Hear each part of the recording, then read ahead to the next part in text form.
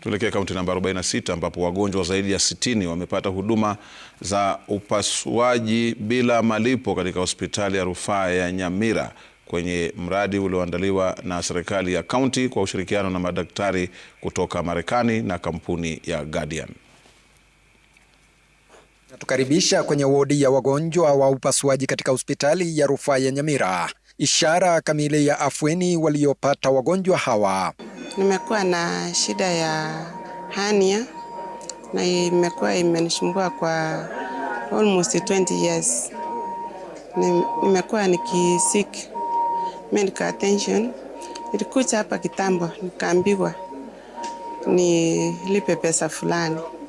Halafu nikaenda Nairobi nikapukiwa miezi 3 ijayo. Nikarudi nyumbani. Sasa vile nilipokuja nikasikia kuna madaktari wanakuja wasungu. Nilishughulikiwa tu jana, lakini tena leo nimetoka hospitali. Ilinibidi nitoke Nairobi juu sikuwa na uwezo wa kufanyiwa surgery, ndio niliona Facebook wametangaza radio TV. Niteremke nikuje nifanyiwe surgery ndio nirudi. Juu sina uwezo wa kufanya surgery, ndio tukaona ninafanyiwa bure, wamefanyiwa bure wengine. Baadhi wakielezea kupata afueni ya gharama kubwa ya matibabu. I've come here because I was suffering from umbilical hernia and lipoma. Previously, nilikuwa naenda hospitali kuona daktari na niliambiwa for surgery I was to pay 50,000. But wakati nilisikia kuwa kuna wazungu watakuja Nyamira, I was among the beneficiaries who have benefited through free medical surgery.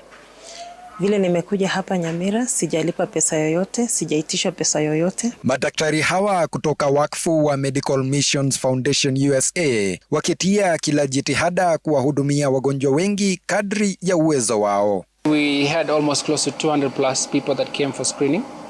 And in addition to that, most of the cases that we received were mostly hernia cases, mostly a lot of gynecology cases, a lot of plastic surgery cases. People have lipomas, people have like burn cases. We also had pediatric cases that had hernias as well, and a lot of people that had dental issues. Kuna haja kubwa sana ya dental hapa. Tumekuwa tukiona wagonjwa karibu 12 to 15 kila siku. Shida kubwa imekuwa kwamba meno ilianza kuuma, ikakuwa na holes. Sasa hivi vile wanakuja kwetu ni kuingoa. Ningeomba kwamba wangeanza kuangaliwa mapema. Meno haitajiki kungolewa. Serikali ya kaunti ya Nyamira pamoja na wagonjwa hapa wakielezea furaha yao kwa ushirikiano huo, huku wakiwashauri wahudumu wa afya katika kaunti hiyo kutumia fursa hiyo kuimarisha weledi wao. The main objective of partnering with the Medical Missions Foundation is to expand the knowledge and skills of our healthcare workers and also create opportunities for training and skills sharing. Ganga za mganga humlaza mgonjwa na matumaini, na ndiyo kauli inayodhihirika nyusoni pa wagonjwa hawa wanapolazwa kupata nafuu. Duncan Bundi, runinga ya Citizen, kaunti ya Nyamira.